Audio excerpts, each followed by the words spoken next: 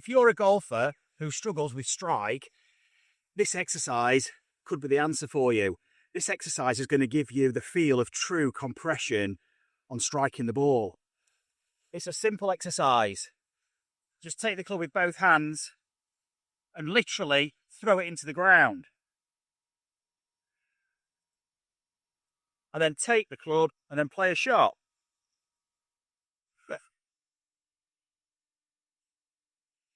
And you'll feel what it's like to get the ball first. Now, that was a quick rendition of the exercise. And what we're going to do now is we're going to go through it in a bit more detail so you can really experience it for yourself in a way that's going to be optimal, that's going to be tapping into these natural patterns that you're going to sense that you use anyway in everyday life, hitting, throwing, kicking. This sport is no different. It's just that the instrument's very different, but the patterns that we can use are very similar. It is a throwing sport, and you'll see lots of things on the internet about throwing in golf, but we're not actually throwing to the target. Yes, that is the primary target, but we've got a secondary target in golf. We've got the ball. So the throwing action is actually directed at the ball. In this direction, down. When we trust this action and let it go,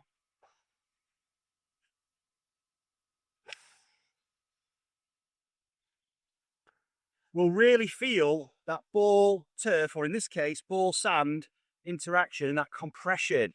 And this is what translates to ball speed. This is what translates to distance.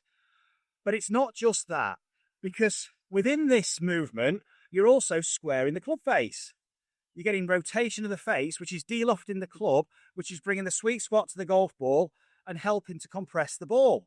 It's also interacting with the leading edge and ground, so you get that nice ball turf and then slide or divot, which we all associate with a good shot. What we're doing is we're learning to use the golf club in the way it's been designed. So what is the exercise? Well, we're throwing down to where the ball would be. And that's why I'm in the bunker, because this is going to give us a lot of feedback, but it's also, for safety reasons, going to prevent the club from bouncing off the floor. And we can also really explore trying to make a big divot with the leading edge. So if I just take a normal stance, I'm using an 8-iron, 7 or 8 irons perfect for this, and then just make some little half swings back and forth, imagining where the ball would be.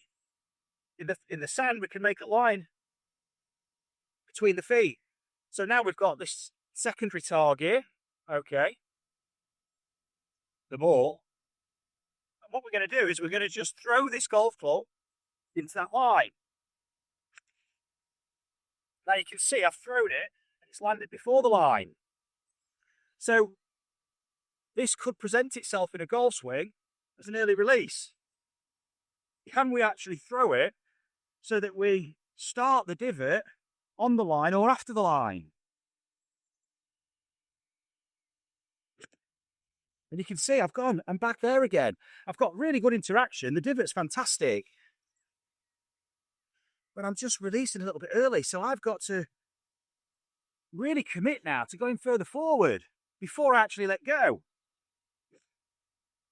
Now I've really moved forward, and now this is much more preferable to the divot that's behind the line, because I'm starting to sense the moment that we really transfer that force through to the club. It's a transfer of momentum from the body through the arms to the club, and it's the wrists that are applying it to the club. So this exercise really does help for you to recognise the release point.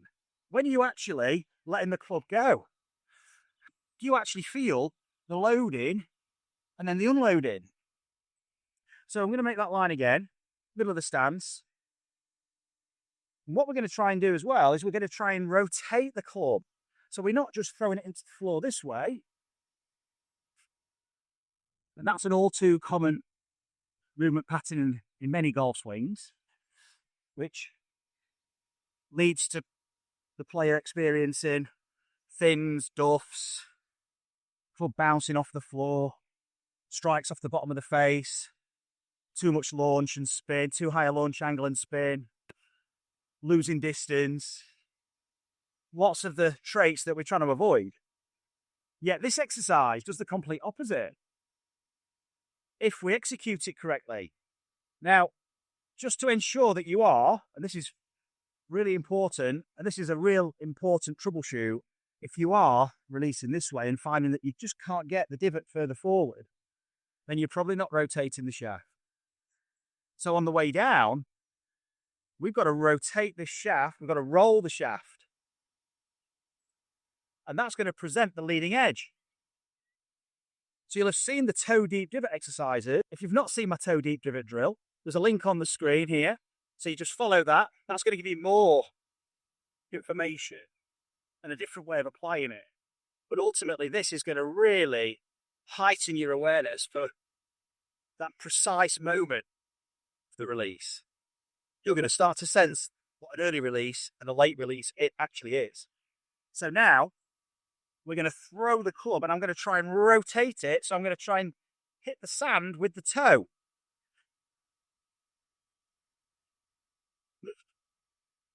And that's right on the line.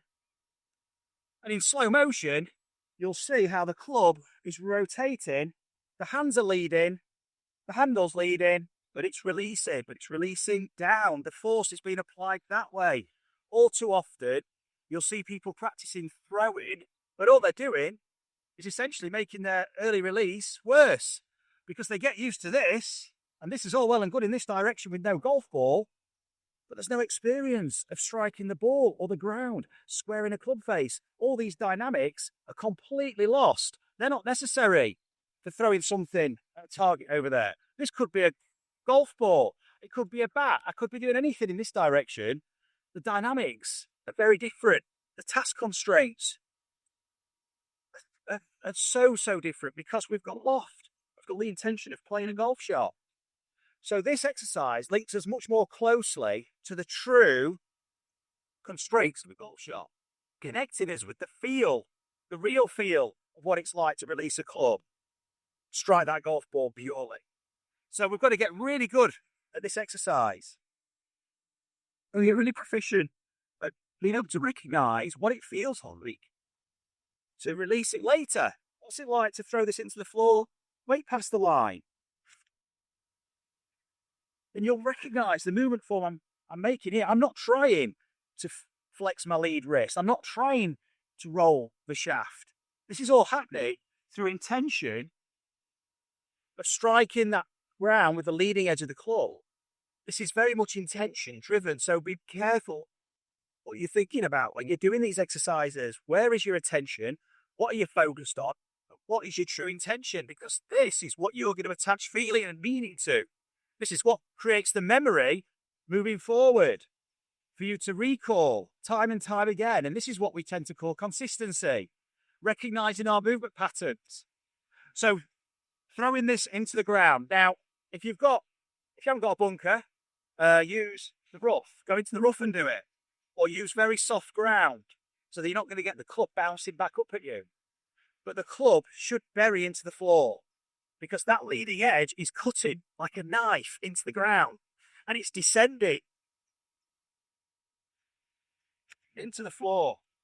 And at the moment you let go, hold that place, recognise where you are. You're going to notice a lot of stuff going on.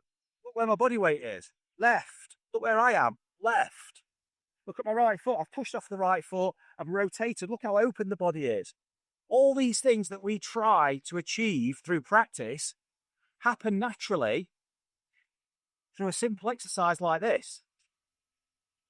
So, recognizing that twisting of the shaft, throwing into the ground and getting really precise. Let's up that level of competency now. So we start to develop confidence in where it's actually happening. And instead of now swinging back and forth, can you start where the ball would be, make a swing, and then bury it into the floor? And then take the club and a ball. And in the bunker now, of course, you've got to be really precise. This is testing you. because we've got to get ball turf and get the ball and then the divot. And we're starting to create these good patterns, but we've got to translate it. This has to transfer into performance on a golf course. So here we've got the ball on the grass. We're going to do the same thing. We're going to now play it off a normal lie, and we're going to start to recognize what this feels like with grass. That same ball turf interaction, the same release.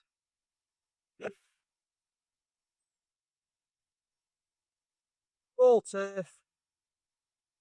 Really starting to work on feelings that we're generating here, transferring here, and guess what?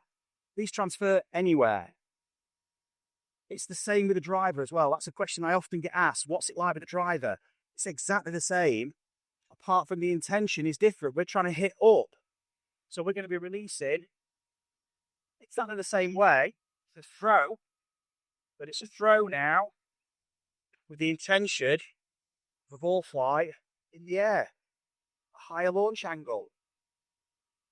And that would be similar now. We're getting into the realms of what people associate with throwing to the target, but the context is different. We're attaching feelings on a much finer level, much with higher precision in terms of, the nuances of this. We're going to really get inside intrinsically what this feels like and recognize how the body's moving to facilitate this. We start to recognize so much more about ourselves, and it all stems from a simple exercise of throwing the club into the floor. It's a primitive action, but it's being specific in how you apply that action. This, guys, is going to make all the difference.